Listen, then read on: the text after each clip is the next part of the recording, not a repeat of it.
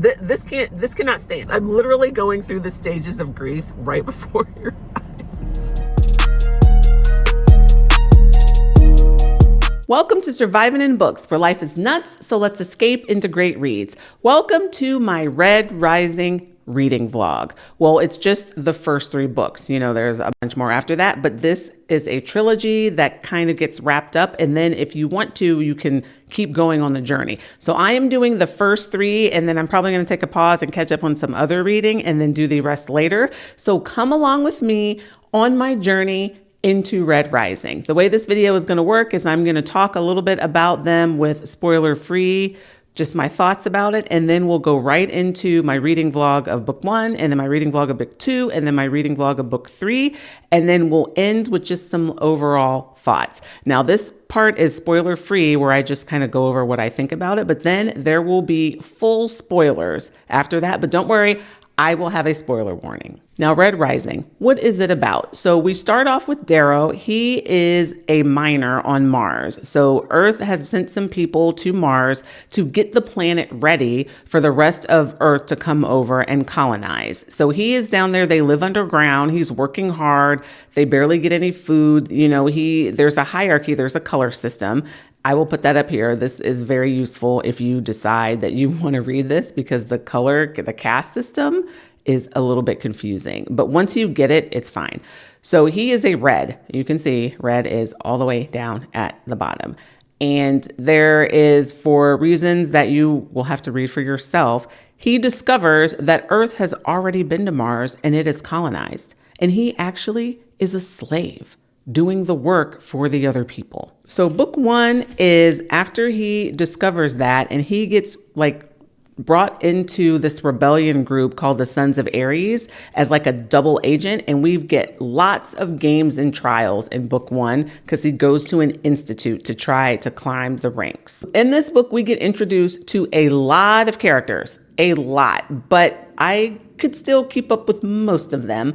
And we just see how cutthroat the golds are at the top of this pyramid, how cutthroat the lives that they live are, and how this is an institute, but yet people lose their lives. Like, these are high stakes games and trials, and the parents send them to this.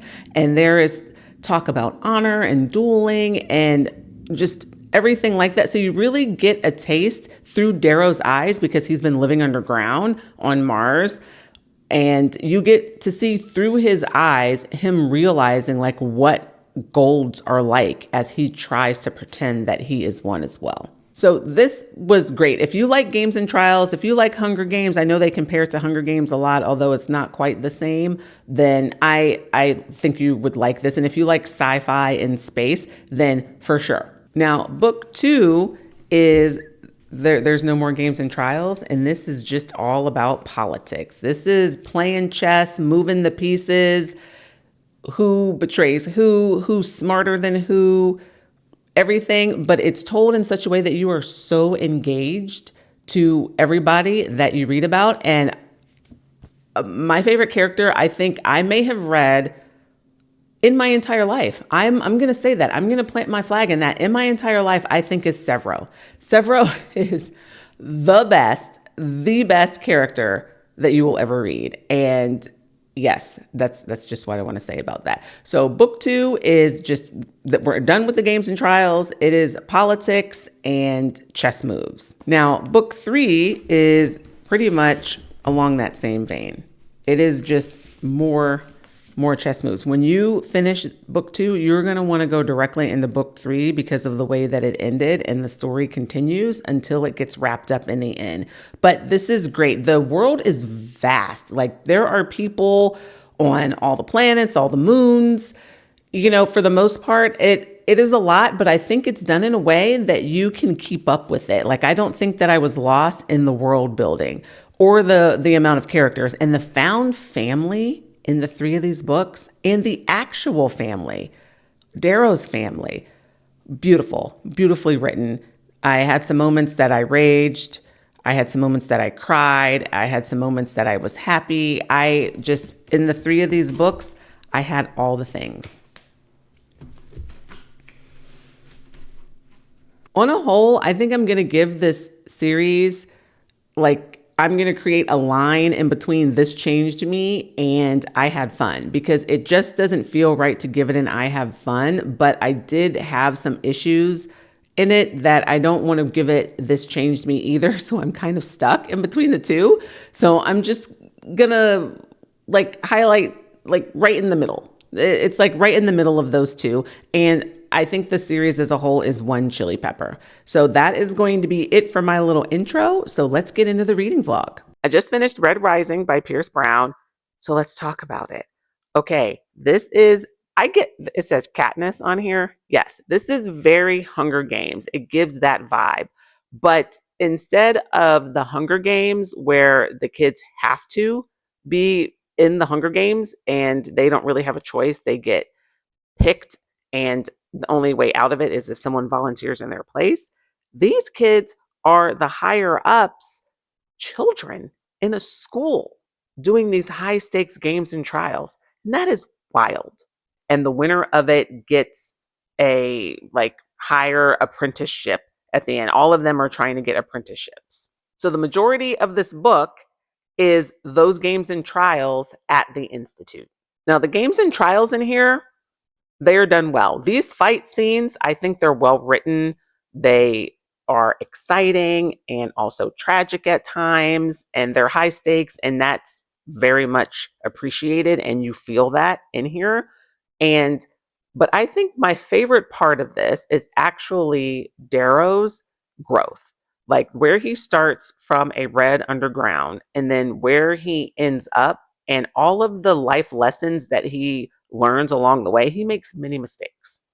He's not a perfect character that does no wrong. He's not overpowered in all of these ways. He makes plenty of mistakes and he learns from them. And the person that he is at the end is very different than the person he was at the beginning. And I enjoyed being a part of that journey. I'm very confused still about the world.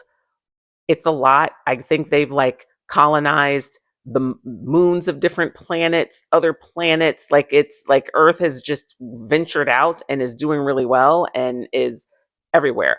That is a little concerning on how I'm going to grasp that and how my mind is going to fully understand all of those parts. The majority of this book is in one location, so we didn't have to learn a lot of that, but hopefully it's done in a way in future books that don't leave me very confused. The caste system is also not fully going into. You just kind of get like, oh, well, the greens, I think, are like medical people. I may be wrong on that. The obsidians are like bodyguard type people. The pinks are for pleasure. The reds were underground. The golds rule. So you have to know all that. I probably need to break out my notes app and write all that down so I understand what I'm reading in book 2, because I have a feeling the world will expand, and knowing those basics and building blocks are going to be very important for the next book in the 3rd book. I don't love the trope of a woman that's important to the main character, a mom, a wife, a girlfriend, a sister, that something bad has to happen to them for the guy to wake up and change. I'm just throwing it out there. I don't love that. I still like this book, but I just wanted to go on the record to say that. Also, I want to say that the Cassius thing, I'm interested to see where that conflict goes, and I think it's going to be a good conflict, but it also, I don't know that it makes sense. Like, why would Cassius be so upset at Darrow when he knows that he didn't have a choice? Like, did he think that Darrow should just like sacrifice his life? No one's going to do that. So why is he holding him to that? And now he's a enemy of the family, and there's a blood debt and all of this craziness because he killed his brother when he didn't have a choice. I think we are going to see a lot more of that blood debt, and hopefully it will be written well and plotted well, and I will forgive the feelings that I have about it right now. Also, Mustang. My heart dropped when I thought that she had betrayed Darrow. I thought maybe there was a chance that she didn't, but I wasn't sure. I wasn't sure. And for that moment, I was very scared.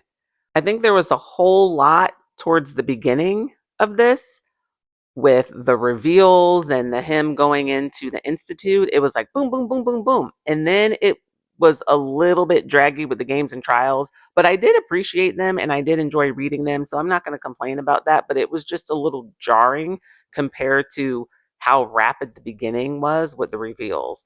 And then the end kind of sped up again to the level that it was at the beginning with the proctors and going up and bringing the fight to them and all of that. But I'm invested, and now I want to see what's going to happen with how much more of the world we're going to get and this Cassius thing that I'm completely like perplexed about. Golden Sun. This might be better than Red Rising. I don't know yet. I'm still very early in, but this book has started off with a bang. Oh, how the mighty have fallen. Darrow, he started here, down there at the very beginning of this book. And then I was like, maybe we're going to get him in his villain era. You know, he's with the son of Ares and he's going to do the bomb and whatever. But, you know, his brain and his conscience, they take over, right? So I'm like, okay, thank goodness. But this scene, the duel between Darrow and Cassius, I read it 3 times. 3 times. I'll probably read it 3 more. Loved it. I just love like a secret, I've been training, I know this moment. Like I thought he was going to get his butt handed to him, but he had been training, and the way that he just like owned Cassius, it was so well written. I could visualize it. The scene, usually the fight scenes in this series so far have been top notch, but this is definitely my favorite. And the contrast between this duel and the last duel, well done, Pierce. Yes, well done. I can't wait to see what happens. Part 2 is in the books, just now getting to part 3, and I had a lot of feelings for this part. I mean, Darrow and Severo. Yes, my boy. Loved seeing him. He's crazy. He's funny. He's amazing. He's my favorite. I'm just going to say it. Severo is my favorite. So he and Darrow, like single-handedly, well, I guess double-handedly taking the ship. I mean, that was just some seriously fun badassery, and definitely enjoyed that. And so I was like riding at a high. But then Quinn. And then I was like at a low, and I was very sad. I was sad for Roque and Severo and Darrow and Quinn. I mean, why did she have to go? Pierce, like, why did she have to go? So then I was like down here, and then Severo and Darrow, like Severo knows who Darrow is. And that had me come up like a little bit as far as like not as sad, but still very emotional. That moment between the two of them, and Darrow is just like sobbing with just like relief that somebody knows and he can actually be himself around somebody, because he's hiding from everybody. But he has like this one person that now he knows him truly, like who he is, and is still there. He knows, and he is still there on his side. That scene was funny and emotional. It was perfect. Like that interaction with them, I loved it. That may be my favorite scene so far. I thought it was like the Darrow like kicking Cassius's butt, but I think this might etch it just a little bit. And then his conversation with Mustang. I mean, all of those in a row, just like bang, bang, bang, bang, bang. I'm like, whew. And this is only part 2. I mean, am I gonna make it? I just finished part 3. I'm down here in my living room by myself because I'm okay, let me organize my thoughts here. 1, Tactus. I did not like him, and I couldn't trust him, and after what he did, I just didn't understand how Darrow could trust him. But then when Lauren ended him, I felt so bad, probably because he had just like broken down and cried, and Darrow saw that like if given a chance, he could be good, but then Lauren robbed him of that chance, and then I didn't know how to feel about it. I went from like despising him to then feeling sorry for him, but still not thinking I could trust him. And then when he's gone, feeling like, man, I wish I had been given the chance to trust him. So I have all of that mixed in together. And Lauren, I feel bad for him. I mean, like, that's the things he gets for training Darrow, and that being the reason why Darrow was able to defeat Cassius. Like, that's the things he gets. Now he's being pushed into this war to save his family. That's kind of messed up, Darrow. Like, my guy. Like, I don't like that. And I'm trying to get used to Darrow being an unreliable narrator. So I enjoyed the surprise when he was dueling with Cassius, and it turns out he had spent all this time learning from Lauren, the blade. I liked that. Yes, I liked that. But I don't know, like, these little surprises all the time, I'm just like, I feel anxious now because I'm like, what am I missing? What am I missing? So, like, he was in contact with Ares and they did all this stuff and it's part of the plan, and he knew Aja was going to be there, but we didn't know, and we're in his head. So, like, unreliable narrators are a little bit tricky when you're in the person's head because you want to trust their head, but now I know that I can't, and now I'm on edge. I'm like, what is he not telling me? Is this going to be a surprise? And I'm going to hope that something awesome happens to save a situation. And then when it doesn't, I'm going to be let down because now I'm looking for it. And I mean, the way that this part ends, it's not good. It's not good. And I was hoping that there was maybe more, something that was going to pop out that we didn't know about. So I'm like very on edge now. And also I wanted to just mention Sophocles, the fox. Love it. Laughing out loud. I was walking my dogs and just that whole Cavix and the fox thing and just all the banter. I was cackling while I was walking my dogs. And I think the neighbors might think I'm crazy. But anyway, we're going to see how this turns out if Darrow's got some tricks up his sleeves because they got set up. And I kind of felt it. I was like, Orion was like, this looks weird. Like, why aren't they acting the way that they should? And I'm like, there's something. And yeah, so it's looking pretty bleak right now. So here we go to part 4. I haven't finished part 4, but I had to come back because Fitchner, Ares. What?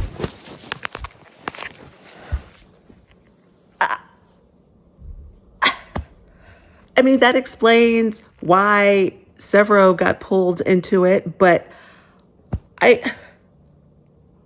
feel like I've got to reread book 1 now I mean, my mind.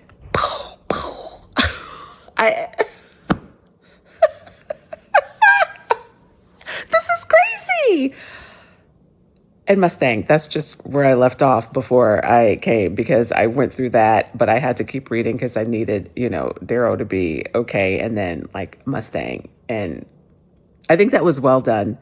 I think Pierce did a really good job of having him be able to have like this intimate moment with her, but also not lose like the EO thing. I mean, that's very tricky because as the reader, right, we feel weird about that. My dog is coming over here. And I think that, okay. And I think, dog is bullying me. And I think Pierce did a good job with that. With keeping us true to the love for EO, but yet also able to move on with Mustang.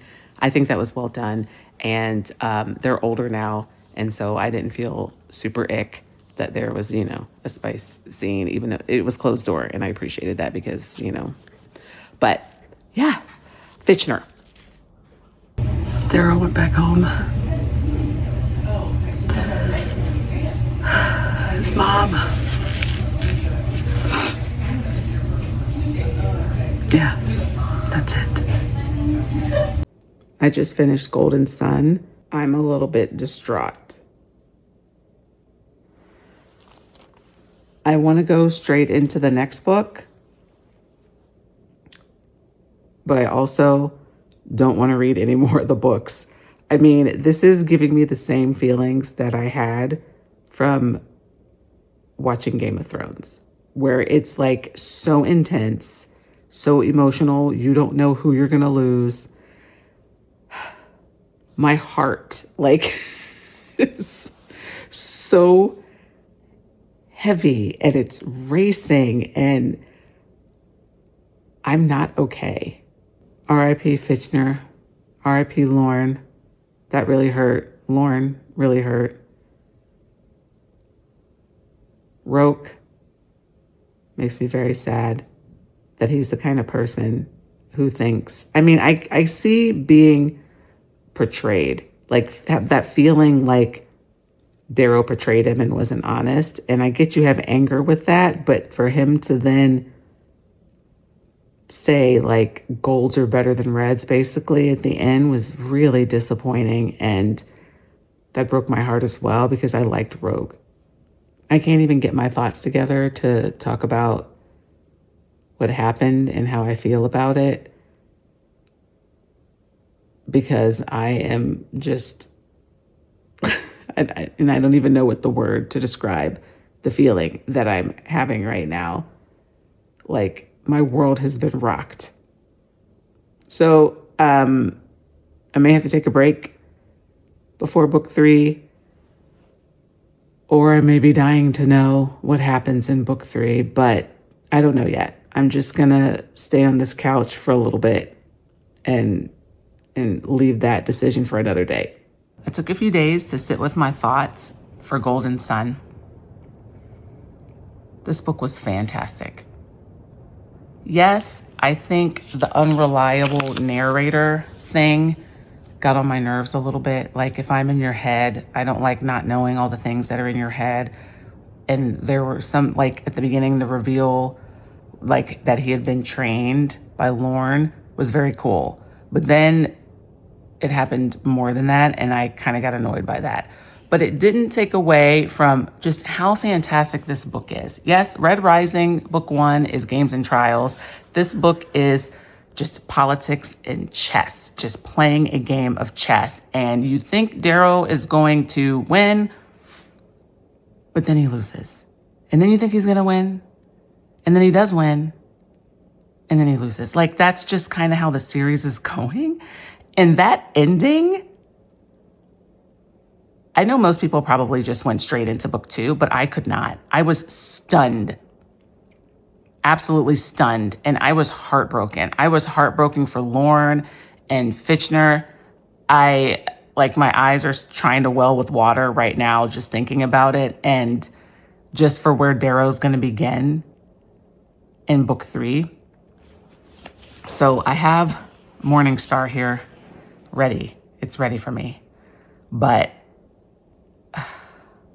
I just know the beginning of it is going to start out terrible. Like I'm not going to want to read it. I'm not going to want to see what's happening to Darrow. And now that they know who he is, I just know that they're going to figure out where he's from and just what's going to happen with his home. Like, I just know all of this is going to happen because it just makes sense. It makes sense story-wise. That's what you would do as an author. You would do those things and just break him even more than he's been broken so that he can rise from it. That's what I'm saying. I'm calling that as what's going to happen, and I know it in my bones, and I don't want to read that. I don't want to read that. I want to skip past that, and I hope someone rescues him, and I just want to start there, but I can't. I have to be a big girl. You know, I have to take my medicine. I have to read that part. So, yeah, maybe I give it another day, and then I will start, and then I will keep this reading vlog going and see how I feel about the book 3, the final book in the Red Rising trilogy. I knew I didn't want to start this book. This opening is horrific. It's horrific. Everything that Darrow had to go through. I mean, I knew it, but it still didn't help me to deal with it when I had to actually read it. It's awful. Torture and also coercion are two things that I have really hard problems with reading. Like, even in movies, I'll fast forward if it's there. I just really have a problem with it. And that was awful. That was really awful to read. Oh, I'm going to be haunted by all the things that they did to Darrow. I'm going to be haunted by it. And then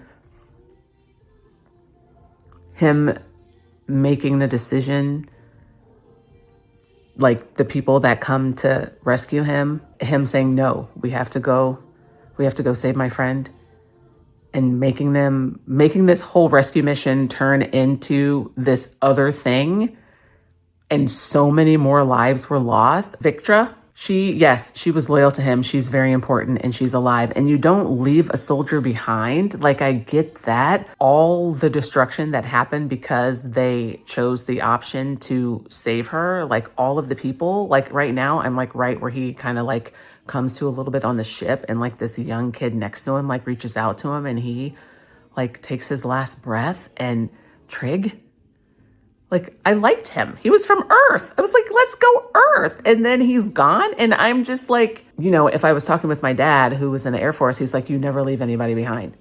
Like, you have to go get them. Like, that's just what you do. And so I get that, but it hurts my heart that like the cost of it, of all the people whose lives were lost to save the one, but you can't leave anybody behind. Like, this was just really hard.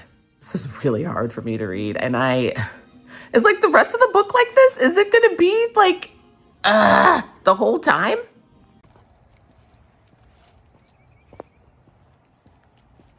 My boy Severo.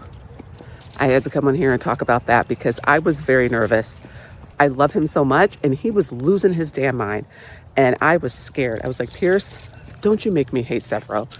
Like, that's my boy. We are 3 books in. You can't do this to me. And he and Darrow have their talking out with their fists, and the things that need to be said are said. Severo cries. I almost cry. I'm so happy. I'm so happy that we're getting Severo back, hopefully. And that, I had to come on here and say that. I'm excited to see Mustang, because we just had the meeting that they broke up with Quicksilver. Quicksilver, I guess, is a good guy. We saw Mateo from book 1, who I liked, but even though it was brief and he got roughed up. And Mustang and Cassius. And Cassius, I'm just kind of, I don't know. He's like so stuck on this whole honor thing that he doesn't think for himself. And like, he put a sword in Darrow's belly in book 1 for honor without thinking about, like, did Darrow have a choice? He's still your friend, blah, blah, blah, blah. And then when he got his butt handed to him by Darrow in book 2, I was cheering for it. So I think maybe I don't like Cassius. But then he like cared that Darrow was being treated so horribly, but didn't necessarily care that he was a prisoner. So he's like, it's a mixed bag. Kind of don't know how I feel about him, or seeing that he was, aligning with Quicksilver, because that still would, if their meeting had gone to plan, the caste system would still be in place. So, he's still a supremacist. So maybe we don't like him. But Severo, thank goodness you're back, man. I love you so much. Mustang, hopefully we see you again. And I'm glad that Darrow's getting to be more himself. Like, I really don't enjoy reading the aftermath of someone going through something dark. But I know we have to, because it wouldn't be realistic if he went through all of that and then the next day he's like, okay, I'm ready to lead. Like, I get it. We need to go through that. We need to believe that he's different because of it, and that he's stronger, better, but still broken from it. We need to believe all those things. And to do that, we have to witness it on the page. I just don't kind of like enjoy it. It's like the same with torture and stuff. It's just kind of difficult for me. Anyway, I'm out here walking the dogs and I look a hot mess. If Severo is my number 1, Ragnar is my number 2.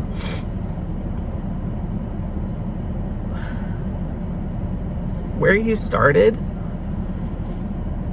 and the freedom that Darrow gave him, and not just the freedom to serve him, but to think for himself, to make plans for himself, to see a future.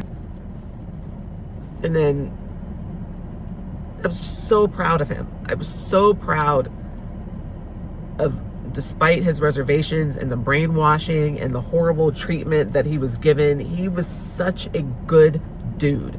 Like, my guy was so great. Aja, you f***ing Cassius is like a cockroach, can't get rid of him. I mean, shouldn't Ragnar have been able to handle her? I mean, I know she was taught by Lauren, and so maybe we're saying that, like, if you're taught by Lauren, then you're the best, and Ragnar didn't have a chance, but he was born to do this. I feel like he should have won. I need a rewrite. This cannot stand. This cannot stand. I'm literally going through the stages of grief right before your eyes. I guess I need to move into acceptance now. He's gone. My boy's gone. It's not right.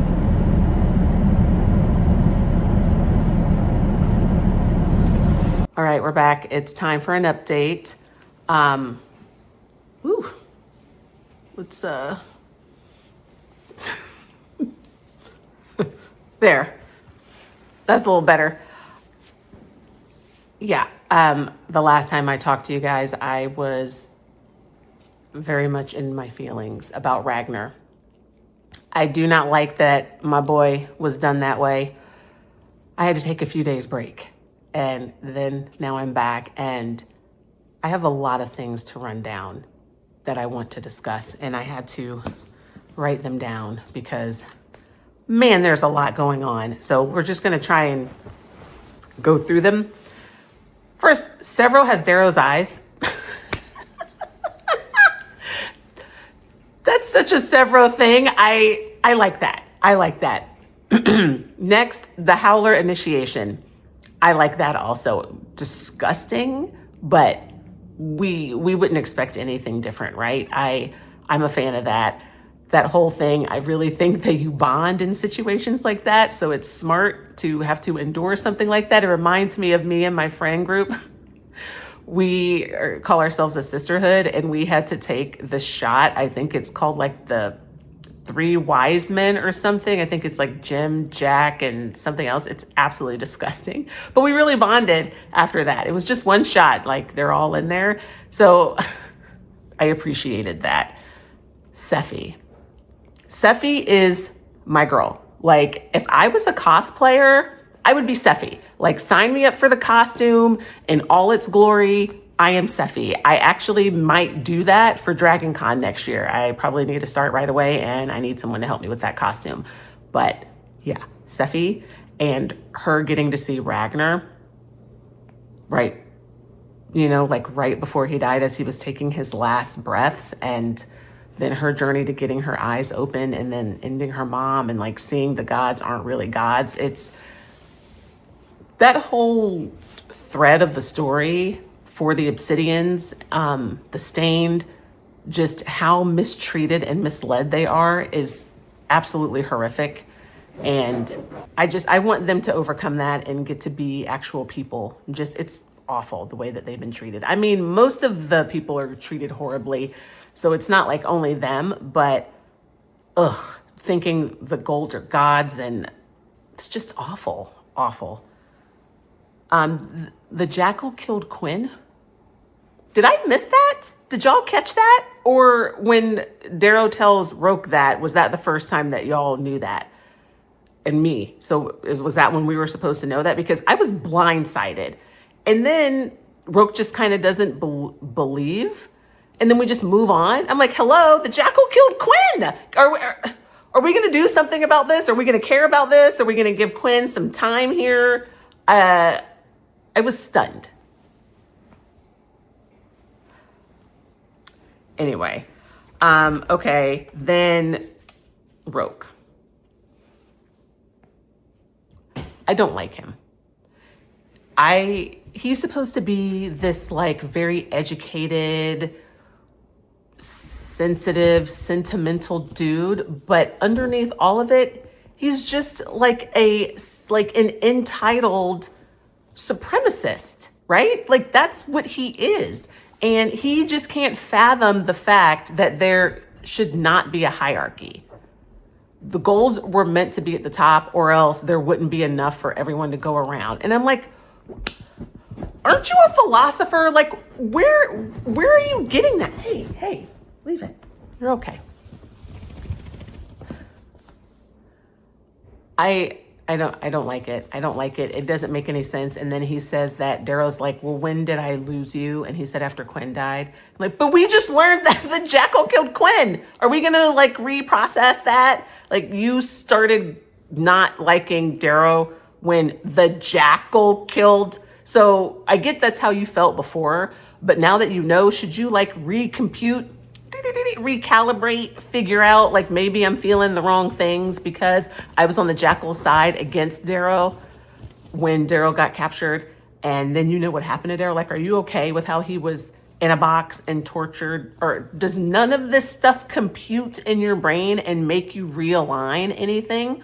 No, because you're an entitled supremacist. And when you're an entitled supremacist, facts in the world don't matter. I'm very animated about Roke. I apologize, but he really bothers me. And then obviously he loses the battle, but the callbacks to the Helldivers, I was here for it. Yes, I love a callback. So Darrow's upbringing, all of the digging and Mars and everything he brought to the fight with Roke, and it was something that Roke would not be able to understand or expect because he doesn't know anything about being a Helldiver. And that was so poetic is the word I want to say for that. I did really like that. And Roke is, he loses. And how does he lose? Because a pink opens the door. And then, so they are allowed in, Darrow and his people are allowed in, and they have access to Roke. And there's a girl, Felicia, she's like, a soldier or whatever. And then Victra says, bye, Felicia. And I'm like, we've got a Friday shout out. Bye, Felicia. It was cackling. But Roke is surprised. He looks at her and he's like stunned and he says her name, and I don't remember her name because in his brain, he can't fathom the fact that this girl who's being treated like a pink since she was born would ever think that was a problem and would ever have the notion in her head for something different. Like, he's not getting it. He is surprised and stunned and sad. Like maybe he had feelings for her because Victor said something like, oh, you're a romantic. And he can't believe that she would do that. And it's like, do you understand that she has feelings for you because she's pretending to have feelings for you because she doesn't have a choice and that's what she's being told to do? Like, how thick can you be, Roke? It was very poetic that she was the reason that they were able to defeat him. And then he decides to take his life despite Darrow trying to ask him not to. And Darrow's very sad about it. And he says that he keeps losing his friends. And I'm like, but was Roke really ever your friend? If he only liked the way you were pretending to be, and when those layers were removed, he had no love for the way that you were. And he even said that if he lived, he would try to kill you. Like, Darrow, like, snap out of it, right? Like, Roke he's gone. He's not your boy. He's not your boy anymore. I did not like Roke. I don't know if you could tell. Let's see, what else? The last thing I wanted to discuss, because it's heavy on my mind and my heart, and I had to take another pause in reading because it doesn't sit well with me, is the way that Darrow treats his allies, or kind of allies, like the way he did Lorne, forcing him to join the war. So yes, I understand part of us is like, we got to do whatever we can because we have to win, because the alternative is we lose and then the world is horrible. So we have to do whatever we have to do. But that's fine, but I don't have to like it, right? I don't have to like the choices Darrow's making, even though I understand why he's making them. And if he didn't make them, they probably would lose. I understand it. This is why I am not a general in a war, because I would not be able to make these decisions, but they do not sit well with me. The way they did my boy Lorne, and he had to be a part of this, even though he didn't want to. I didn't like that. And then now they're having this meeting. Roke's there, Mustang, Darrow, and Romulus. And Darrow's like lying. They show him footage that's like altered to get Romulus, I hope I'm saying that name, Romulus, on his side. It's a big fat liar. I mean, there's some truth woven in it and it works. It's effective and he gets him on his side. So again, yes, we're helping to win this war, but at what cost? Like your integrity, your honor, whatever the words for this, I guess just don't mean anything. So he gets him on his side. So they defeat Roke. Roke ends himself. And then Darrow pretends, like he puts on a full show, smears himself with blood, acts like he's panting, and makes it seem like they haven't defeated him yet. And it's Roke who has the ship going to like some of the properties of Romulus. And Darrow's like, we have to get rid of these things and then they will not be a threat. They're in the rim. They will not be a threat to the core for at least another 50 years. So while we're here, we're going to do that. And I'm just like, dang, that's like some cutthroat ruthlessness, right? Like this dude is on your side helping you in this battle. And now in the middle of the battle, that's like some Jackal stuff, right? Like, so we don't like the Jackal because he tortures people and he's horrible, but he's conniving and sneaky. And now Darrow is conniving and sneaky. But are we okay with it because we like the side that Darrow's on and we don't like the side that the Jackal's on? And also there's no torture there, so that helps. But are we okay with Darrow being conniving and sneaky and lying because we like the side that he's on? Are we supposed to be asking these questions? Like, is that the point? Is this what Pierce wants us to do? Wants us to feel Darrow as being like in a gray, like a morally gray area? Because that's how I feel. And maybe that's on purpose, or maybe I just feel things too much. So I'm just curious to know what everybody else thinks about that. So the Jackal broadcasts him executing Uncle Nero, and then Darrow immediately is like, oh my gosh, this is going to be so bad for us. And then the people start infighting. And I don't understand that. Why does the Jackal doing something horrible, which that's all that he does, is horrible things all the time, trigger this response? Yes, he did it to one of their core people, like everybody loves Uncle Nero and he's a red and all of that, but this is what the Jackal does. Like, I didn't understand that. And now they're gonna like sabotage the mission that they have to overtake the Jackal by infighting and then leave themselves weaker so that the Jackal can stay in power. Like, let's use our brains. Like, I have to R20. Sorry. I have to R20, please. Thank you. I don't buy that. I didn't like that part of it. It didn't make any sense to me. And so, I mean, we can't always love all parts of the book, but at least we get a great moment for Severo stepping in, sacrificing his body, being completely crazy. The wedding to Victra. I'm sorry I ever doubted whether we should have saved her. She's turning out to be huge and great. It just sucks that so much life was lost to get her, but whatever. We're moving on from that. And Severo and Victra, the wedding, that's where I am right now, and it just makes me happy. Going back to what I was saying, I understand them wanting to do something to Cassius because he's from the bad side, and they're like, we have to make him pay. That I understand. I'm not saying that part. I'm just saying the fact that they just started like killing other golds that were on their side. Like, you need everybody. Anyway, yes, the wedding, loved it. What the did I just read? I want to kick this book off the roof. Mustang has a plan we don't know about. So we've got some unreliable narrator stuff going on again. And Severo's dead. Did you hear that? Severo is dead. Is that the plan? For Severo to be dead? Or is the plan screwed because Cassius double-crossed them? Or is the plan that Severo is supposed to be pretending he's dead? I don't know. It's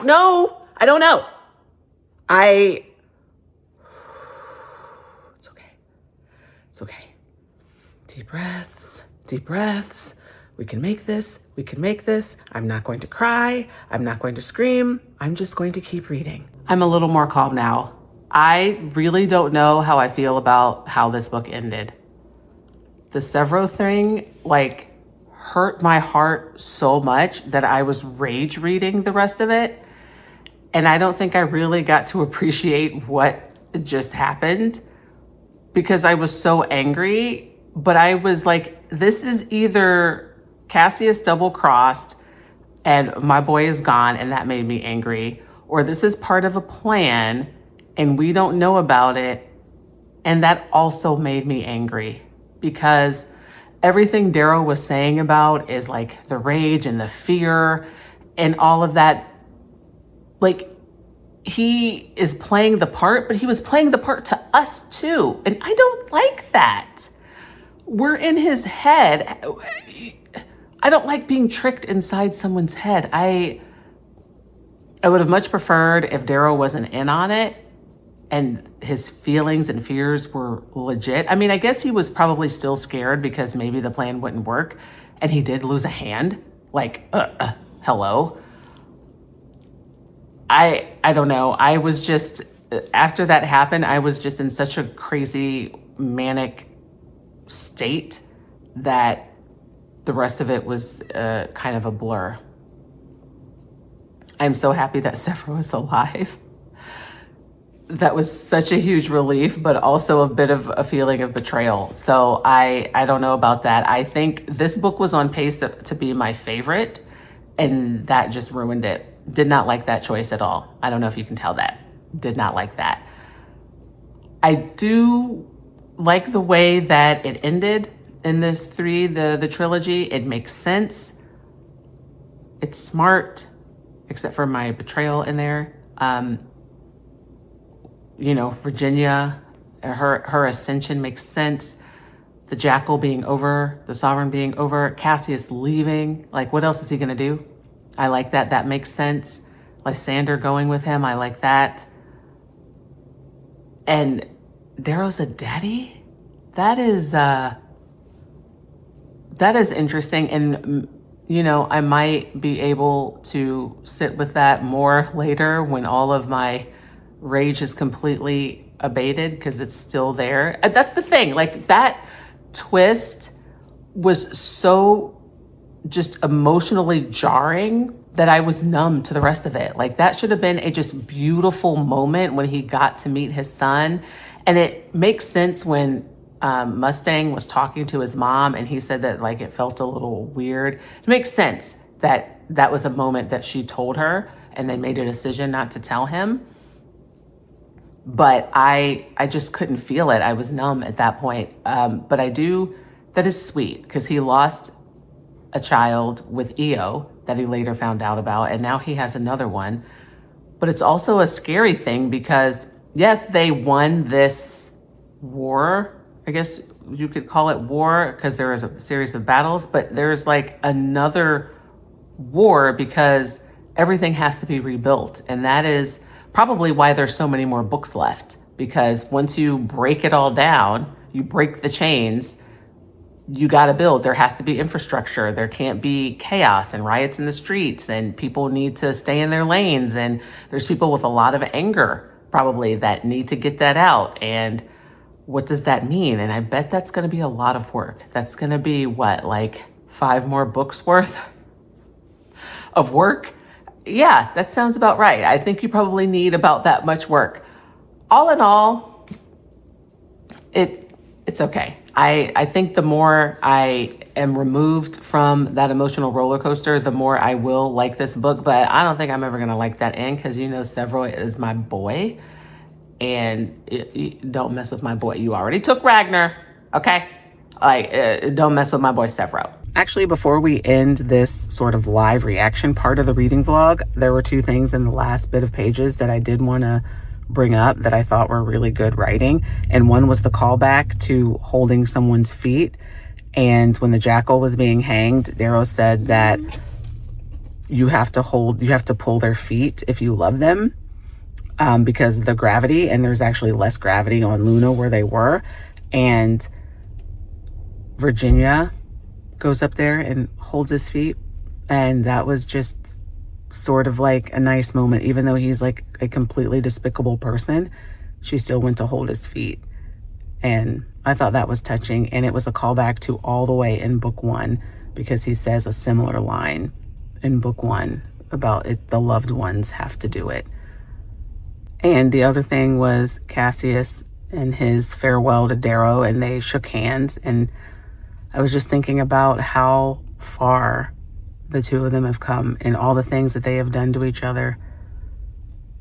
And they still were able to come together and like work together in the end. And that was very nice. I have to admit, I did not like Cassius for a big chunk of these books.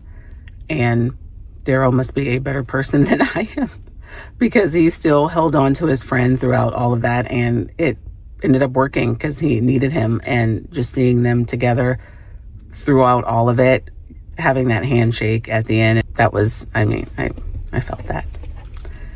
And I just wanted to say those two things. Well, that was a lot, wasn't it? I crashing out and crying and laughing. That was probably like the diary of a mad woman. But when I read hard, man. I read hard. I felt so much reading this because I am a feeler. But yes, bravo. Great series. I'm glad I read it. I can't believe it took me so long to get to it. I am very happy. I definitely will be revisiting it in the future after I knock out some more reads for the end of the year. And I'm just happy to be a witness to the world that Pierce Brown has created and to have read it. And yeah, like where do we go from here? I don't know. I know there's a lot that needs to be rebuilt. I'm sure that's going to be messy and bloody and violent. And now I'm a little concerned because now we have a child that we care about. So,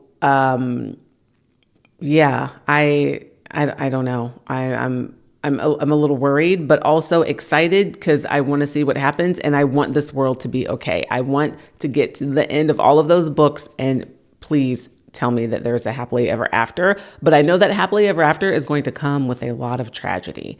So I will have to mentally prepare for that.